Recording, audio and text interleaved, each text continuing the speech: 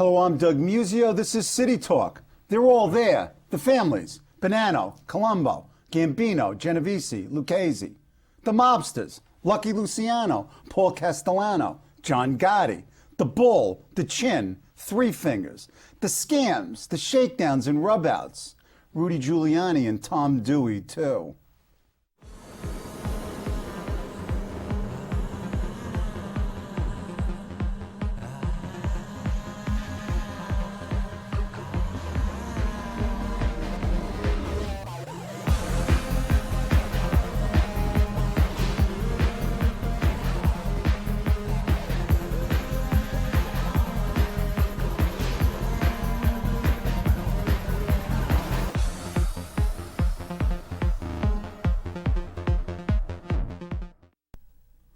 They're all here in the book, Five Families, The Rise, Decline, and Resurgence of America's Most Powerful Mafia Empires. And the author is Selwyn Raab, longtime reporter for the New York Times, and before that an investigative reporter for the World Telegram, reporter for Newsweek, NBC, NET, and then the Times. And a lot of your investigative stuff was really before you got to the Times. This book is, it's got to be the gold standard in organized crime nonfiction. It is, despite its size, it's really a page turner.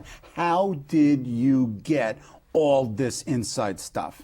Oh, just partly my own brilliance, but I've been collecting notes for over 40 years. In fact, one of the ways I even started on this, I wasn't that interested in the mob when I began my journalism career in New York in the early 60s. In fact, I was covering education news, why Johnny can't read. Different form of corruption. Right. No, go ahead. What happened was, very simply, there was a major school construction scandal, which people had forgotten about. Right. And I started looking into it. And what turned out was you had the mafia behind a lot of these companies that were providing filthy schools, collapsing roofs, and shaking down the city. And when I went to officials and said, why don't you go after these guys? They said, no, if we do that, the whole construction program will stop. They're too important, they're too powerful, leave them alone. And as a young reporter in the 60s, anyone who had eyes and ears, every stone you turned up, there was the mafia. Whether it was judicial problems, whether it was corrupt judges, whether who was getting fake parking passes, everything. Construction, food, the Fulton Fish Market. So you had to be blind. And yet the editors didn't want to go after these guys. Not only didn't the editors want to go after them, the cops didn't want to go after them. The public officials didn't want to go after them. Why? I mean, I can understand the corrupt elements of the police, but it was a general ignoring of it. The FBI totally ignored it. FBI was more responsible than anyone else.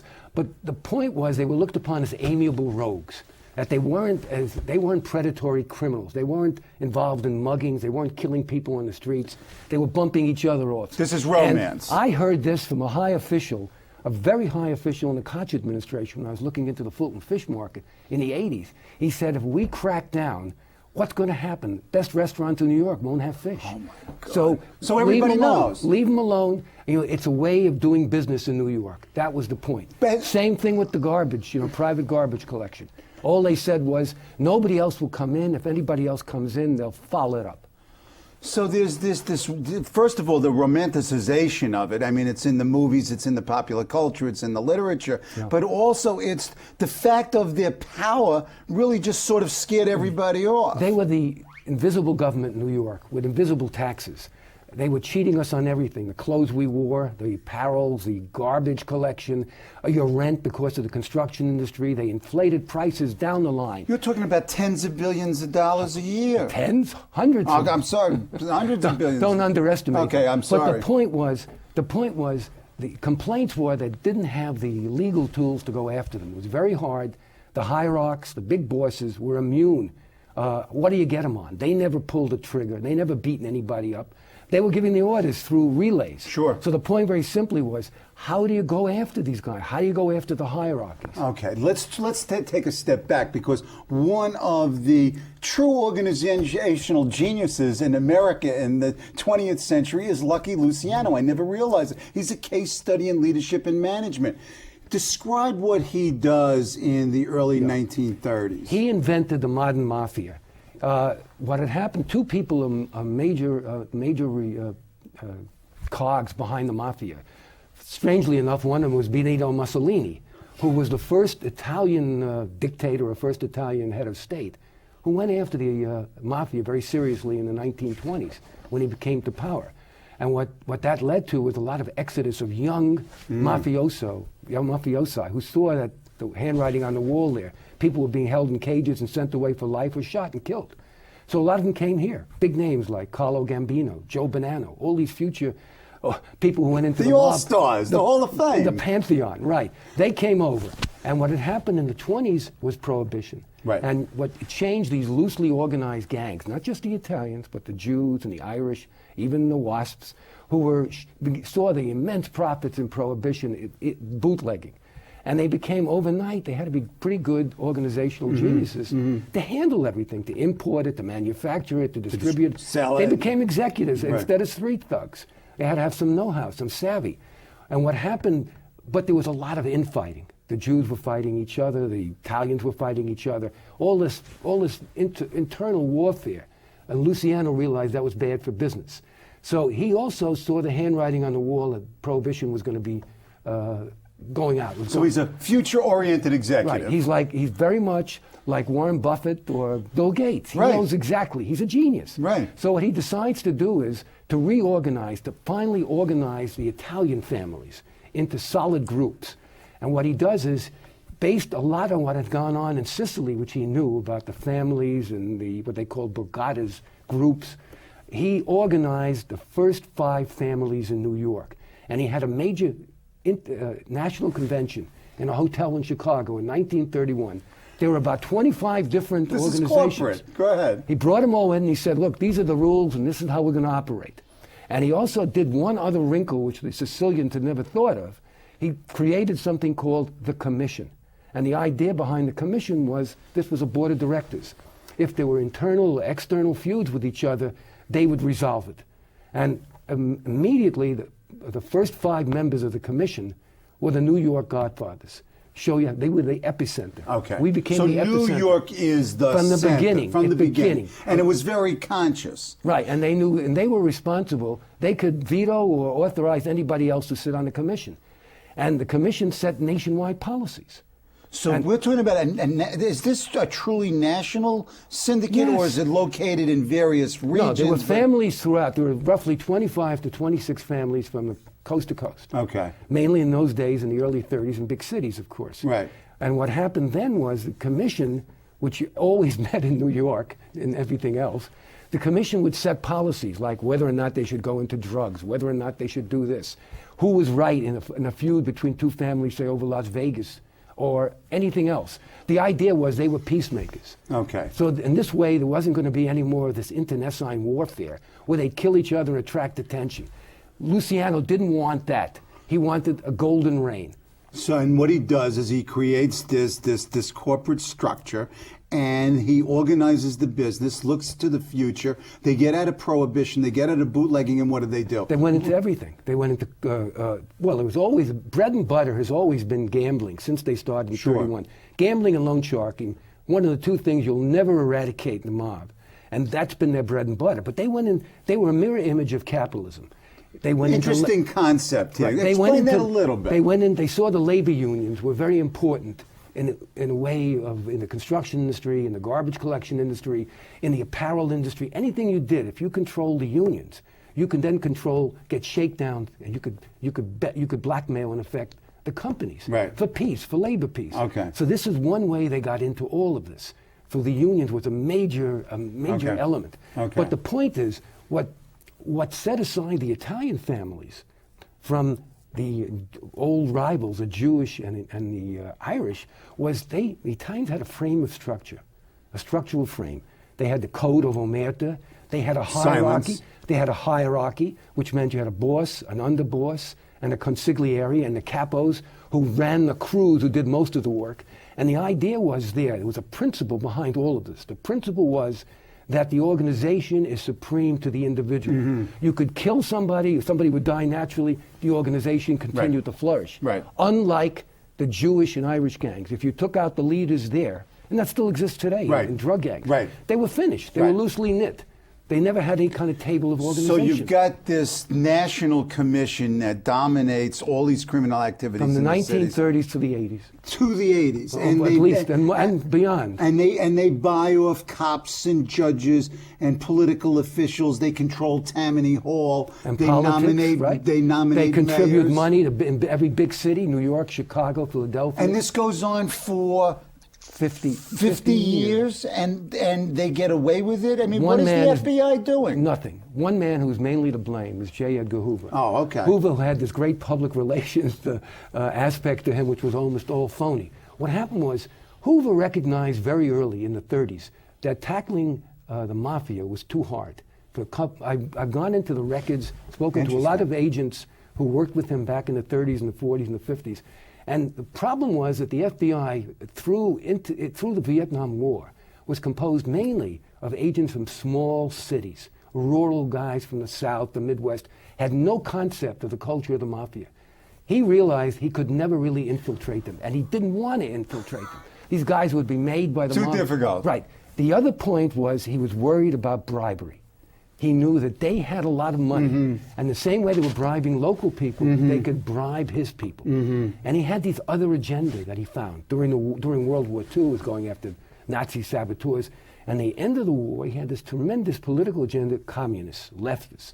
So he devoted his resources to that, and didn't want to tackle them. What about local prosecutors? I mean, doesn't Very Dewey make rarely. his name? Well, it was an accident. Dewey made his name. He convicted in 1938. He convicted Lucky Luciano of all things promoting prostitution. Many people, and you can read it in my book, Five Families, Yeah, that was who an were there at the interesting- time, who reread it, and I read the trial transcript, saying there's no doubt Luciano was a mob boss, Right. but he wasn't guilty of that crime. So he got him on that.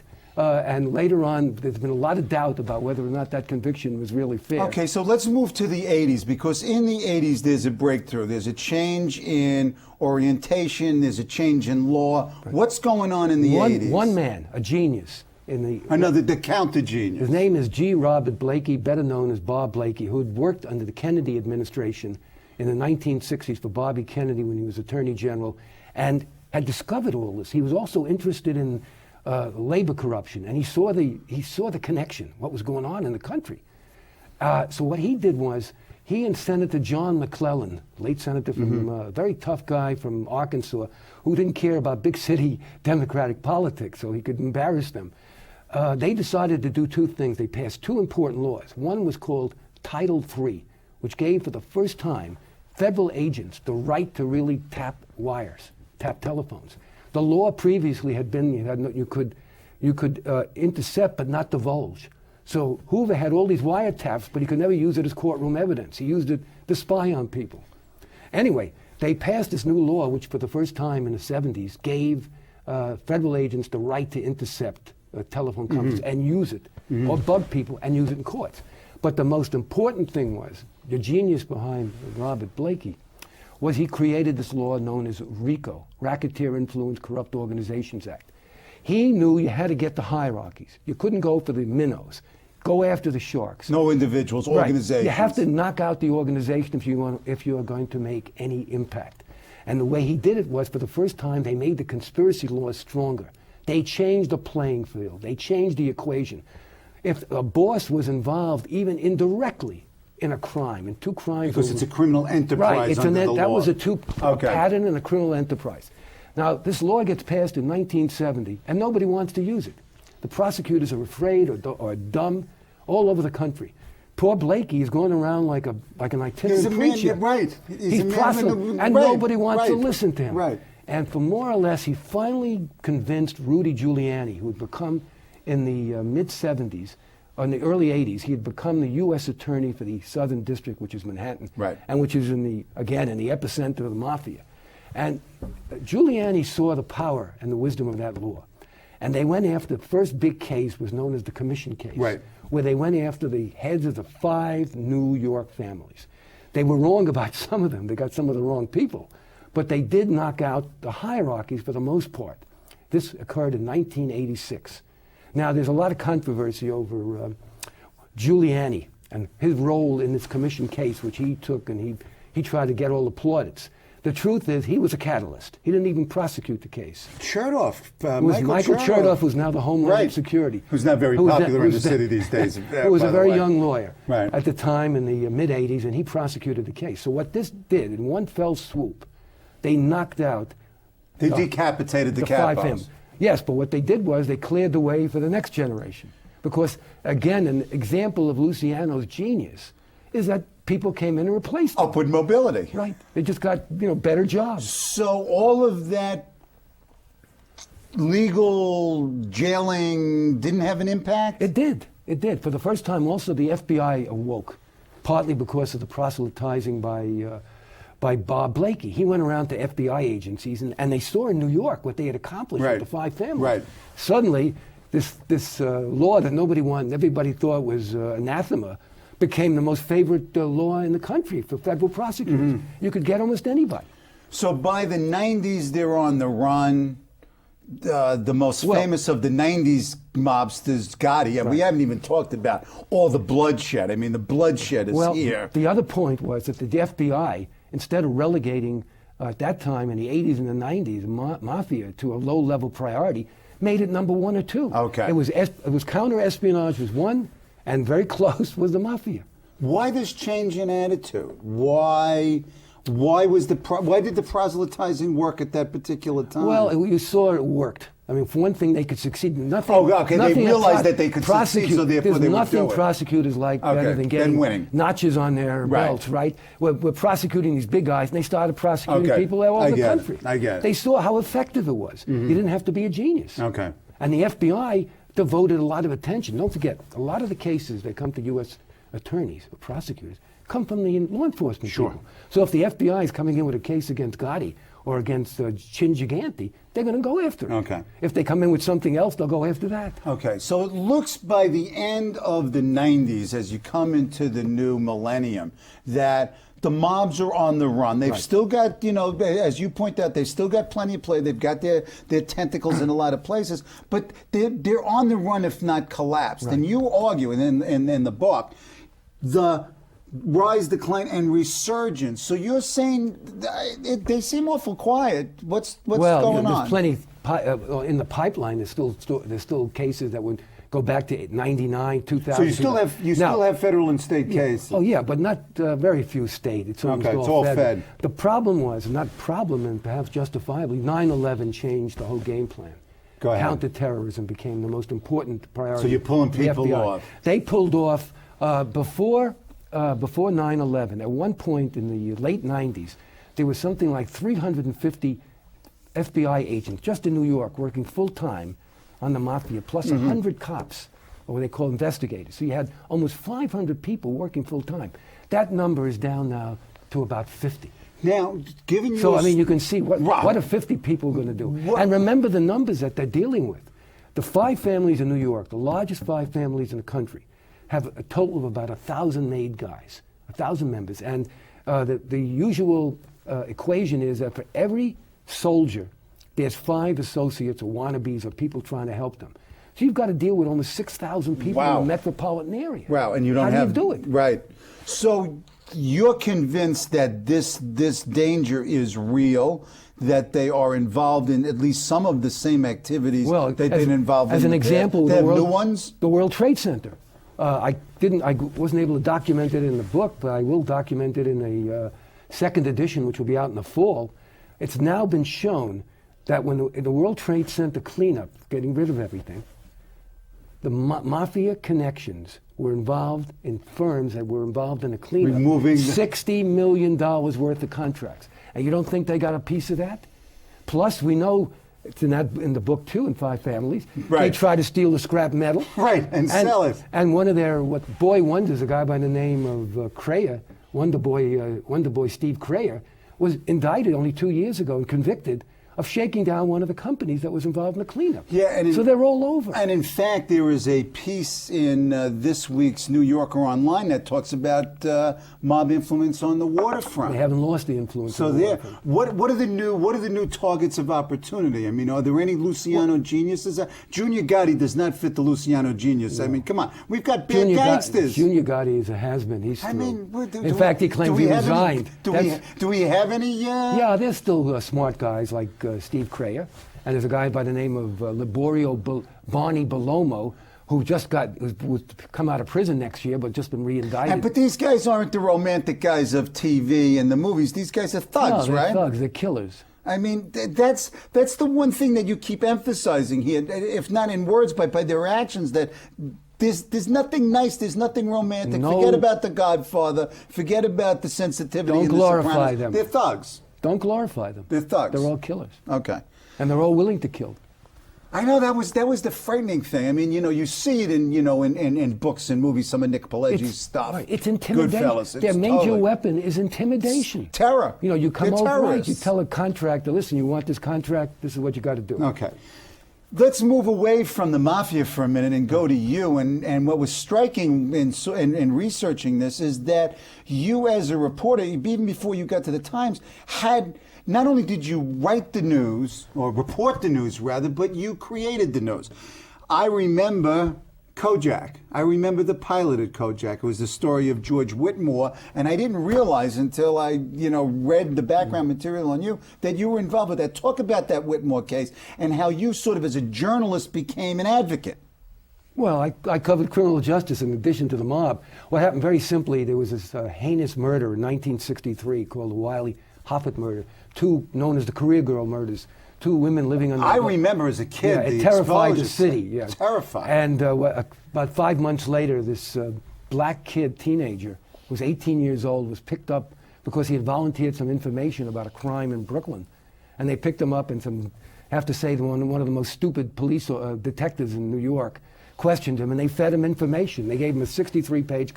He issued a 63-page confession, which the chief of detectives at the time said provided details only the killer could know. It was all made up. They threatened him, they beat him up, they scared him, and what happened was it was a very hard case to exonerate him.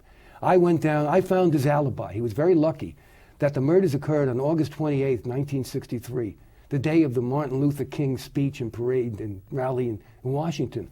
So I found about a dozen witnesses in his hometown of Wildwood, which was about 150 miles from New York, who could place Whitmore there on that day. No way he could have gotten to New York. But how come it took you to find this out? Yeah, well, the defense attorney didn't. What's the story? It was a hard case. The defense attorney didn't want to buck, especially, they didn't want to buck Frank Hogan, who was a little bit like J. Edgar Hoover at the time.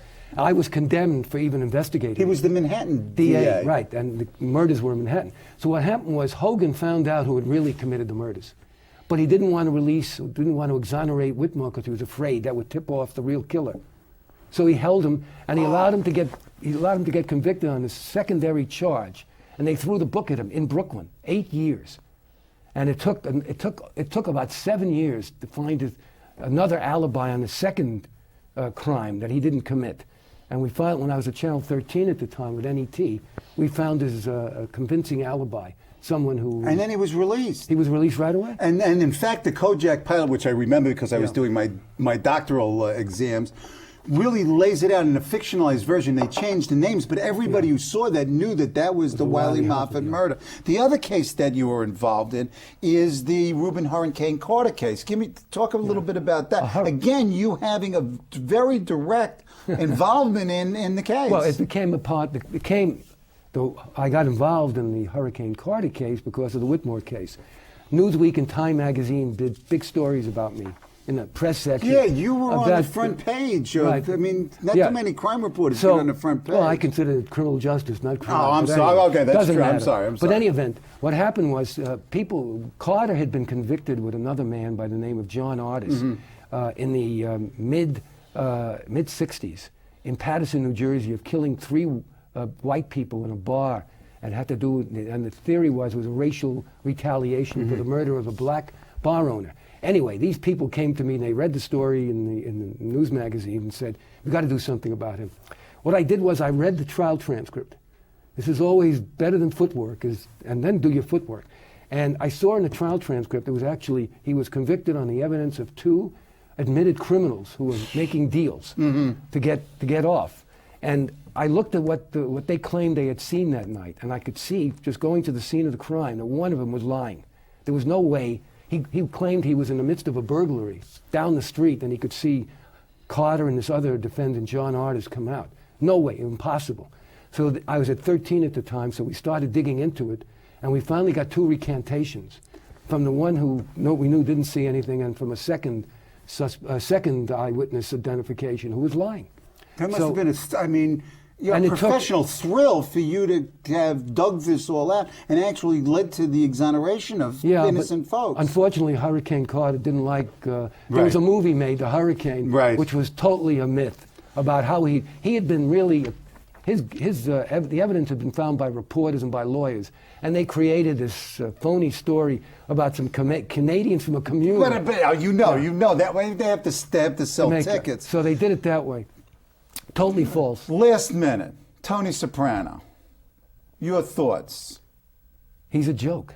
He wouldn't last 5 minutes as a real mafioso. Go ahead. The reason is, look, how many scenes have you been witness to where he walks out in his pajamas and picks up the newspaper? Picks up the newspaper, asking. He sits around cafes all the time. Easy mark. He could bump him off without any problem.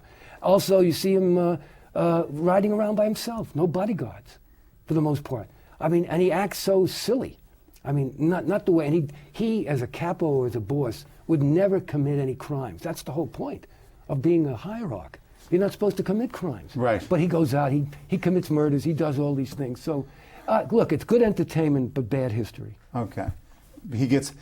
Then, given his carelessness, he should get whacked at some point in the show. Well, maybe it's not. Well, we'll see. We'll see. It's my pleasure. One last thing, 30 seconds. What are you working on? I just finished an epilogue to 5 Families. Okay, which happens after when? Yeah, well, the book was actually, I finished all the writing in the spring of 2005. So I've updated what's happened over the last because that's 18 more than months. a year, right? And a lot of things, people have died. The Gotti case has come, the Joe Messina case, the Bonanno family head. Also, what happened with the Mafia cops trial, which is a big part of it. Oh, okay. They and the Lucchese family. Okay, wait a minute. We have to stop now. But the Mafia cops case. Next time you come on, we'll talk about the epilogue when you get it published. You're welcome back. You're coming back. My honor, sir. Thank you.